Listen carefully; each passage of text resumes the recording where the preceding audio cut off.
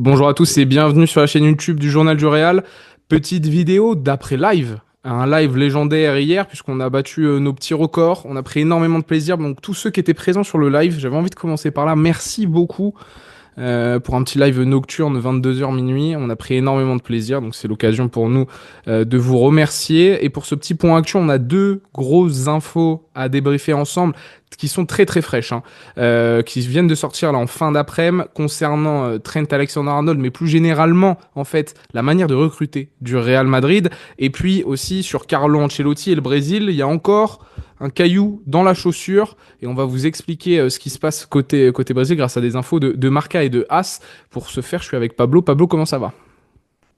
Ça va très bien, un live historique qui a laissé ses traces puisque je suis très fatigué aujourd'hui. J'ai qu'une envie, c'est de terminer cette vidéo Papy. avec toi le plus rapidement possible et d'aller me poser sur le canapé, regarder une série, faire ce que j'ai à faire à la baraque. Mais c'est à toi que je demande comment tu vas parce que tu sors d'un marathon là d'une heure. Bien ouf. Apparemment, t'as tapé quoi? T'as fait quoi? Une heure 5 kilomètres. Oubliez, moi je suis pas un gars de Strava, j'ai pas mes stats, je suis juste allé courir, fais mon sport en balle. Je suis bien fatigué, mais c'est pas très grave. Je suis quand même content de me retrouver avec toi parce que là, avec les, j'avais peur qu'on ait rien à se dire. Finalement, boum, bingo, on débarque. Il y a des grosses news. Voilà. Le journaliste le plus connu de Marca, José Félix Diaz, qui nous a sorti une information sur la manière de recruter en fait du côté Real Madrid. On a l'habitude ces derniers temps au club merengue d'avoir des joueurs libres de tout contrat, de s'intéresser à ces profils-là. Il y a eu Alaba, Antonio Rudiger, désormais Trent Alexander-Arnold, même si c'est pas encore officiel, on va partir de l'idée que c'est déjà fait. Et en fait, il explique dans son papier, je vais te laisser un peu plus rentrer dans les détails, grosso modo, que cette manière de faire va devenir une réelle habitude, si ce n'est pas déjà le cas, au sein du club merengue, et qu'il y a un joueur qu'on a notamment évoqué dans le live hier. On a révélé le défenseur mystère qui a été refusé par Florentino Pérez. Je vais te laisser dire le nom pour ceux qui ont raté le live hier, comme ça ils le sauront. On en avait parlé dans une vidéo, toi et moi ensemble, qui serait encore une fois sur les tablettes. Il y a le profil de William Saliba, on en a déjà parlé, que le Real pourrait attendre, etc., etc. Pablo, je te laisse la main pour expliquer plus en détail de quoi je parle. Je lâche le nom tout de suite ou j'attends un petit peu parce que là en fait tout ce que je vais faire c'est je vous le dis hein, je vais traduire les trois premiers paragraphes du papier de Marca en temps réel. Le transfert donc d'Alexander Arnold répond à une stratégie dans laquelle le Real Madrid s'est installé ces dernières années et que ça a donné un bon résultat. Hmm. Florentino Pérez préfère attendre son moment. C'est une dinguerie. C'est une dinguerie. Non, c'est une dinguerie. Y a fijado como objetivo buscar et c'est fixé comme objectif de chercher des joueurs qui sont capables, écoutez bien, hein, de supporter la pression de leur club pour ne pas prolonger avec celui-ci. Alaba, Rudiger ont été les derniers. Alors, José Félix Diaz a oublié Mbappé. C'est vrai, moi aussi. Donc, Oui. donc ça fait trois. Donc t'en as trois, Trent est le quatrième. Donc ça aurait été les derniers à monter dans le train madridiste. Euh, Contrat avec le Bayern, Chelsea, nanana. Qui sera le et maintenant Liverpool. Qui sera le prochain? Dit José Félix Diaz. Et maintenant, c'est notre invité mystère, notre défenseur mystère, Konaté en 2026. Nous verrons bien ce que dit Mhm. José Félix Diaz. Et après, voilà, il explique un peu comment s'est déroulé ce transfert, que l'arrivée de l'anglais, donc lui, voilà, c'est acté pour José Félix Diaz, c'est acté pour le club. L'anglais va signer au Real Madrid. C'est acocido a fuego lento. A été cuit à feu doux avec comment dire, la sûreté, la garantie que le joueur allait signer au Real Madrid. Et effectivement, il parle aussi de ce qu'on a dit hier dans notre vidéo, une sorte d'un oui donné de Trent Alexander-Arnold à un moment donné, Dès et que décembre. dès décembre, notre info c'est dès décembre. Alors là, je sais pas s'il parle de décembre ou pas, mais qu'en gros, voilà, il y a eu ce oui et que le Real Madrid a eu confiance en ce oui et a basé sa stratégie en fait pour le recruter à partir de ce oui là et s'est fixé des objectifs à ce moment-là.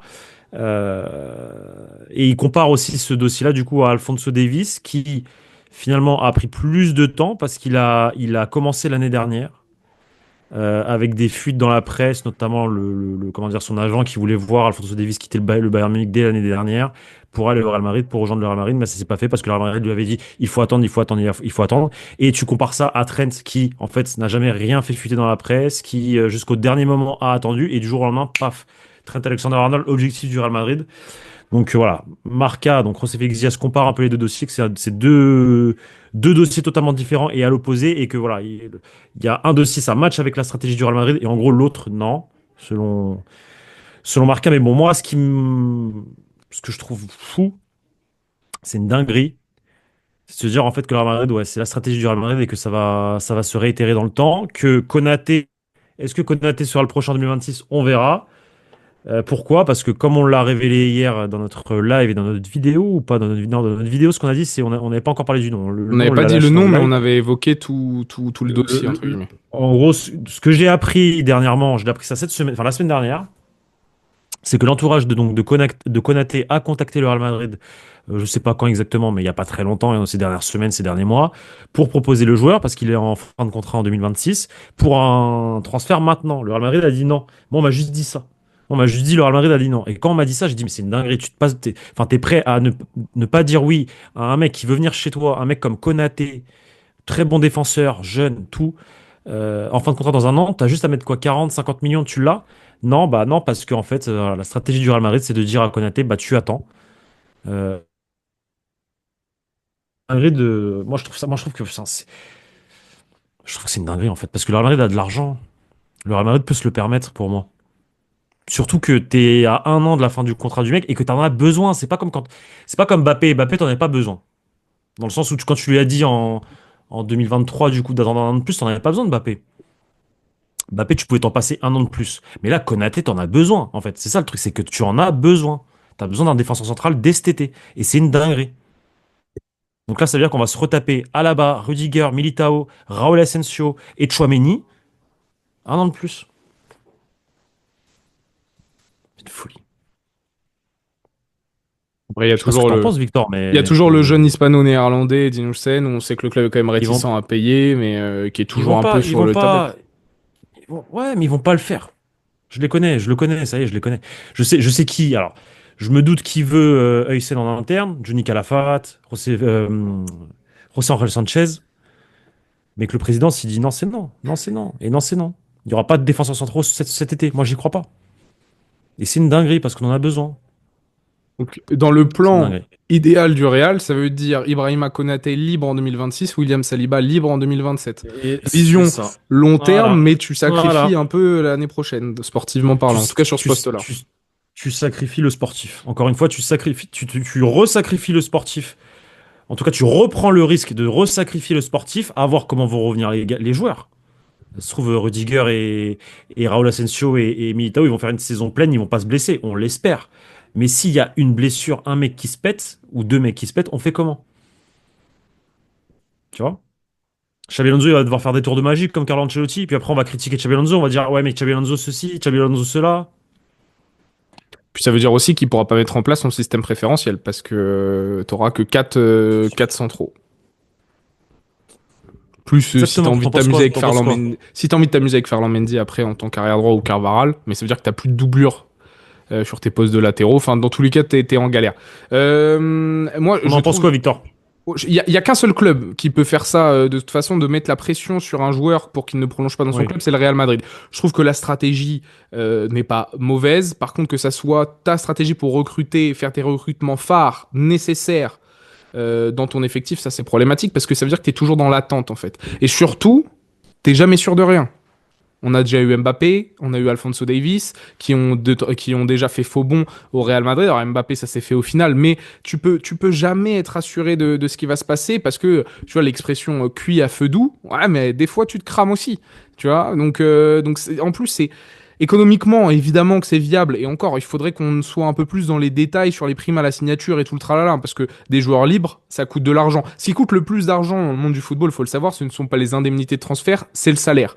Et lorsqu'un joueur signe libre dans ton club, la tendance est que tu le surpayes au niveau du salaire, et c'est ça qui pèse lourd dans tes finances. Donc tu vois, même cette stratégie économiquement, j'y vois des bénéfices, des désavantages, et sportivement, je peux y voir du bon, parce qu'il y a des très bons coups. Alaba, Rudiger sont des très bons coups. Kylian Mbappé est libre, on peut dire ce que vous voulez, hein. C'est un joueur qui serait parti pour minimum 200 millions d'euros, je pense, Bon, peut-être pas l'été dernier parce que la cote était un peu compliquée, mais vous remontez 2 ans avant, c'était 200 millions et basta. Enfin, c'était le prix de Neymar. Donc bon, avoir ce joueur-là libre, qu'on le veuille ou non, en termes de transfert, d'économie, ce que vous voulez, c'est quand même sympa. Mais ouais, le truc qui est dérangeant, c'est que là, il y a des priorités, il y a des nécessités. Après, et c'est pour ça, je le dis, je sais pas comment me situer par rapport à la situation économique du club. Non, Il mais y a un truc qui me chiffonne, la tu vois. Pourtant, le situation club économique du club. est le Mais le mieux club, valorisé au monde, là, hein. bah C'est oui. sorti aujourd'hui par l'instant, je sais plus c'est qui. J'ai plus la source en tête, mais c'est sorti 6,7 milliards. Le deuxième, c'est Manchester United, 6 milliards, qui d'ailleurs, Manchester United a toujours été assez proche du Real. Là, il y a une Non, petite distance qui s'est fait, mais on peut voir ça avec les résultats des Red Devils aussi. Mais c'est fort, le Real. ça, c'est une évaluation. Non, mais c'est une évaluation du coût de la structure du club. C'est Ouais, pas ce qu'il de gagne, mais complète, bien sûr, bien sûr. c'est C'est valorisé. combien ça coûterait si un jour demain, t'as quelqu'un qui arrive et qui dit je veux acheter le Real. Mais le Real fait rentrer de l'argent. Le Real, c'est le club le plus riche au monde. C'est sorti déjà l'année. Enfin, t'as des bilans toutes les années au mois de juin. Et à chaque fois, le Real Madrid est devant City, est devant Manchester United, est devant le Paris Saint-Germain. C'est les quatre clubs qui sont au top du top. Le Real Madrid est toujours premier. Le Real Madrid a de l'argent. Le Real Madrid fait rentrer de l'argent. Euh, Maintenant, je vous le dis, on a un président qui fait attention à son argent, effectivement. Ça, c'est la réalité. Et il fait attention à son argent par expérience, forcément. Parce qu'il y a eu un Covid, parce qu'il a fallu aussi construire un stade, parce que dans le passé, il y a eu des mercatos catastrophiques et des joueurs qui ont été surpayés. On pense à Luka Jovic, on pense à Eden Hazard, on pense... Donc voilà, il fait beaucoup plus attention avec le temps. Mais il y a aussi un aspect où, à un moment donné, est-ce que c'est pas le mandat de trop? Et vous allez beaucoup entendre cette phrase-là de sortir de ma bouche toute l'année, là. En tout cas, tout le mercato. Après, À part si je me trompe et que dans 2 mois, il recrute Huysen. Là, j'ai plus rien à dire. S'il tu me sais, ramène Huysen, je suis content. tu veux Mais que je si te on n'a pas de dise quelque défenseur central, je chose? suis pas content. Moi, Vas-y, dis-moi. j'ai le sentiment, j'ai hâte de voir si c'est le cas ou non.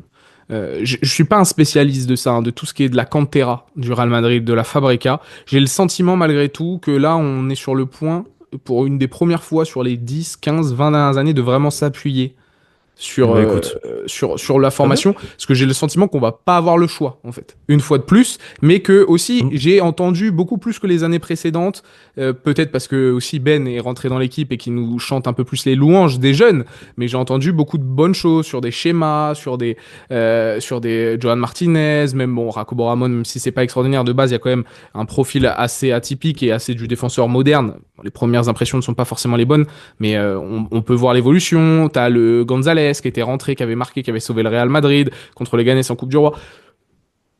J'ai le sentiment ça peut rentrer de plus en plus dans la politique et que Florentino Pérez, dans son côté un peu oncle Picsou, j'ai pas envie de sortir mes sous, pourrait, je l'espère, un peu plus s'appuyer dessus. Parce que moi, ce que j'en ai marre, en fait, c'est que tu sais que certains joueurs ne sont pas performants, mais tu insistes là-dessus. Ça, c'est Tonton Carlo. J'espère que Xabi Alonso, lui, il va dire, bon, Ouais. il y en a deux, trois là, quand même, j'ai vu. Le plafond, je connais. Voyons voir si un jeune, il va peut-être péter en l'air, hein, et se cracher. Mais au moins, il y a un truc que je sais pas, c'est jusqu'à où il peut aller. Mhm. Et là, on verra Mhm. si ça peut être intéressant. Parce que sur Non, mais sa c'est défense centrale ou autre, c'est un secteur où il va peut-être falloir faire confiance aux jeunes. Parce que Raúl Asensio, en plus, te dit que il y a un mec qui a marché, pourquoi pas que c'est d'autres. possible. Voilà. Que c'est possible. Effectivement, non, mais t'as totalement raison. Et le coach va dans ce sens-là parce qu'en plus, le coach a déjà Formateur. entraîné formateur à la Fabrica au Real Madrid. Il a entraîné certains gamins qui sont encore au Juvenil A au Castilla. Il Oui. connaît. Donc, c'est un entraîneur qui ensuite a été à la Real Sociedad B. Et avec la Real Sociedad B, il est passé de la troisième division espagnole à la deuxième division, donc avec des jeunes. Donc c'est un mec qui a ça en lui.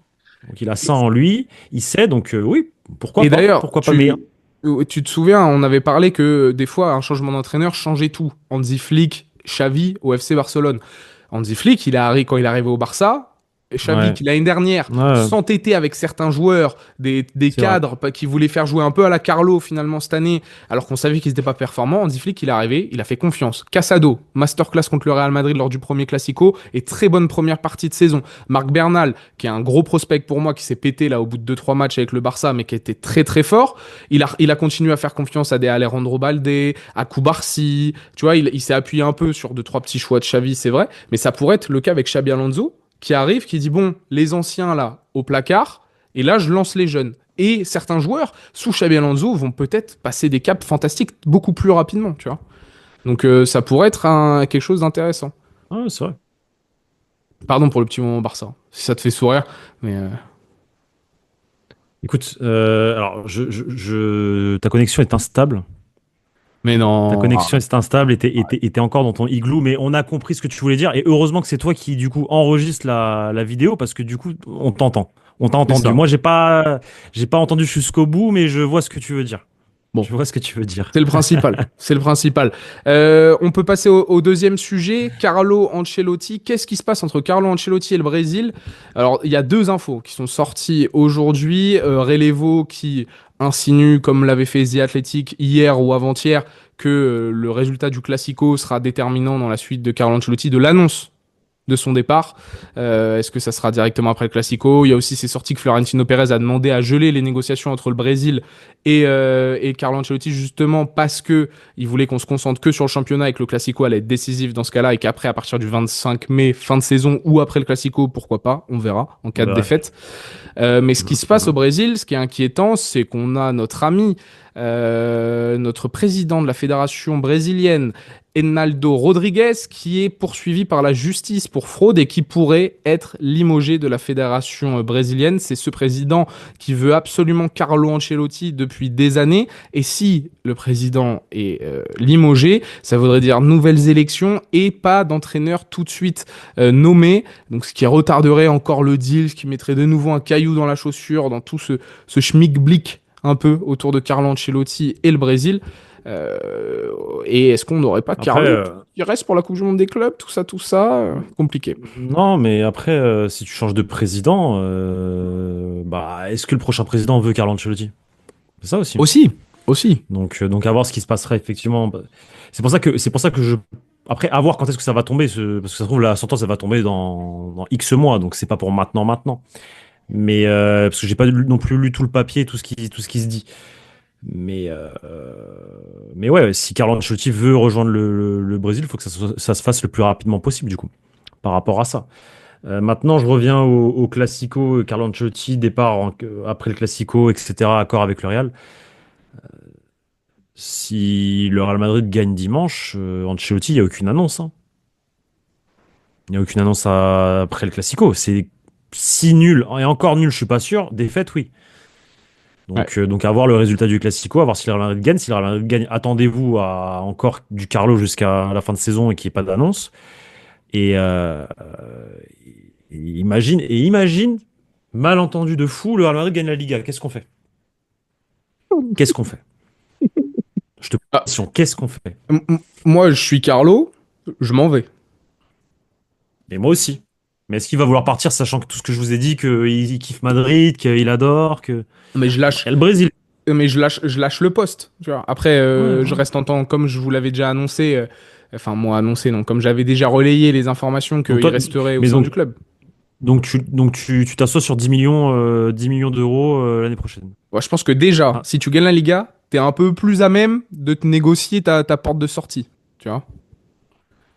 Si tu gagnes, je te la refais, parce que je vois à ta tête que ouais. Mais t'as pas bien écouté. non, non, j'ai compris, si j'ai compris. Non, mais je réfléchis, mais ça changera rien. Le Real dira, non, mais on te paye pas. Tu pars sans rien ou tu restes. Il va rester. Mais ça, c'est bref. Là, on est dans la fiction du et si. Euh, Moi, je dis juste que cette histoire, on est loin d'être à la fin du dossier encore, je pense. On est loin d'être à la fin du dossier. Il y a un coach qui a été viré aussi de Al Hilal, Jorge Jesus, qui était pisté par le Brésil. C'est une autre piste pour Carlo Ancelotti. Donc, moi, je pense que c'est pas encore sûr à 100% qu'il va aller au Brésil. S'il part, je parle. Il va partir. Je pense qu'il va partir. On va arrêter là. Je pense qu'il va partir, mais je ne suis pas certain qu'il aille au Brésil. On verra. Bon, On verra. affaire à suivre. En tout cas, merci beaucoup, En tout cas, Pablo. en tout cas, ce serait une. Pardon, excuse-moi. Ouais, attends, ta connexion. Waouh, waouh, waouh, waouh, waouh. Désolé, les gars. Désolé, Victor dans un igloo. En fait, vous allez pas voir ce que je vois moi, mais c'est une dinguerie. C'est une dinguerie. Je le vois, il est flou, il danse. Mais non, mais ce serait fort que on gagne la Liga et que derrière, Derrière, il reste, hein. À suivre. Affaire à suivre. Tiens, mais je te laisse faire l'outro, tiens. Je te laisse faire l'outro, je te laisse Mais faire l'outro. t'as pas un avis sur ça, toi? Ça te régalerait pas. Non. Et ça Non. prouverait pas mandat de trop. Ah, ça oui. Ouais, mauvaise décision, ça oui, on est clair et net. Mais en fait, ça me Encore une saoulerait autre. plus de la part de Encore une autre. Carlo qui souhaite rester, moi. Moi, je pense, Carlo, fais ta belle sortie. Fais ta sortie sur un dernier Ouais, titre, sur un dernier truc, quoi. sort par la grande porte, C'est ça. effectivement. Et moi, pour moi, déjà, il aurait dû partir l'année dernière. Sur une Ligue des Champions et une Liga. Il y a le problème. Il aurait dû déjà partir la saison passée et laisser la place à Xabi Alonso. Mais tu peux comprendre qu'il reste. Plus facilement. Mais tu peux comprendre qu'il reste plus facilement. Voilà. Je te laisse faire l'outro. On prend un risque, hein. On prend un risque, mais les gars, merci beaucoup de nous avoir accompagnés donc pour ce petit point actu. Merci à toi, Pablo. Mettez-nous en commentaire ce que vous pensez de cette nouvelle méthodologie, qui est plus vraiment nouvelle puisqu'on a l'habitude avec le Real sur les dernières années, mais de cette stratégie du Real et de ce fait que pas d'Ibrahima Konaté cette année, mais plutôt l'année prochaine, pas de William Saliba cette année, mais plutôt dans 2 ans. Qu'est-ce que vous pensez de cela? Et puis aussi, on arrive bientôt sur le Classico. Donc restez connectés sur le journal du Real, le site, les différents réseaux sociaux. Il y aura une couverture complète de tout cela. Puis on se retrouve très vite, les gars, pour une nouvelle vidéo sur la chaîne YouTube du journal du Real. Ciao!